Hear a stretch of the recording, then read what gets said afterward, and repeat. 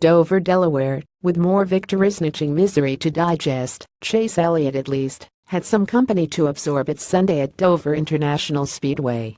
After losing the lead to winner Kyle Busch with just more than a lap remaining, Elliott parked his number 24 Chevrolet in the pits, removed his helmet, and held his head in his hands for a minute before climbing out. He immediately was intercepted by Hendrick Motorsports teammate Jimmy Johnson, who finished third.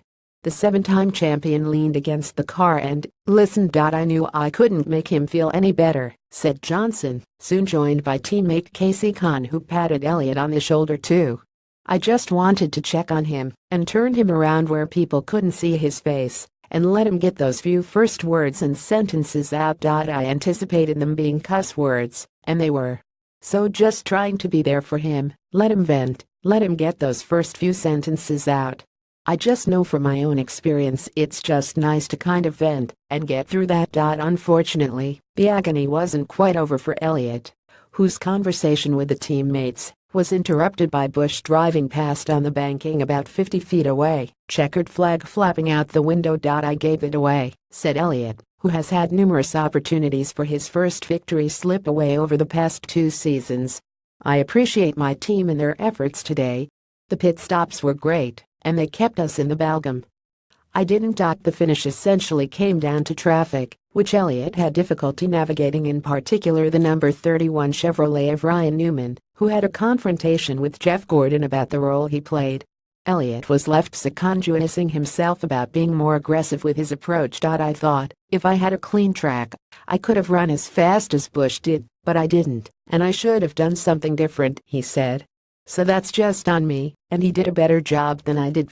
At the end of the day, that's what it comes down to," said Busch. "The only thing Chase could have done differently was just moved around and tried to get out of the wake of the cars that were in front of him. I was actually surprised he didn't. He kept running the bottom behind those guys, and the bottom was what got him there for that point in the day.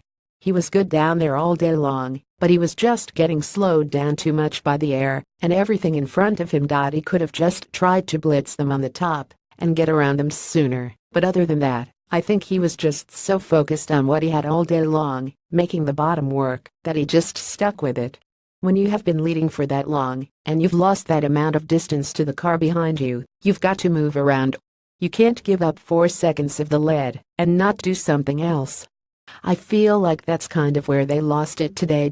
Johnson said it made sense for Elliott to commit to running the bottom of the on-a-mile oval, because that is where 90% of these races have been won, if not 95 or more.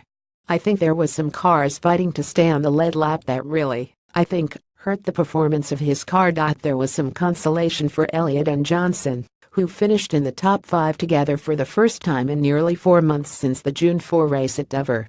Johnson believes that Hendrick is closing the gap on the Toyotas of Joe Gibbs Racing and Martin Truex Jr., though Elliott was understandably less enthused. "Yeah, I mean, I hope so," Elliott said. "I hope. I mean, I don't know.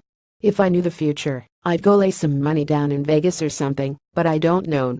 So we'll see." Johnson believes his teammate is going to be a factor at Charlotte Motor Speedway next week. "Man, I feel for him," Johnson said. "I don't think you can say anything now to make it better. As we get closer to next weekend, the sting will subside, but right now, they're racers. It's going to hurt.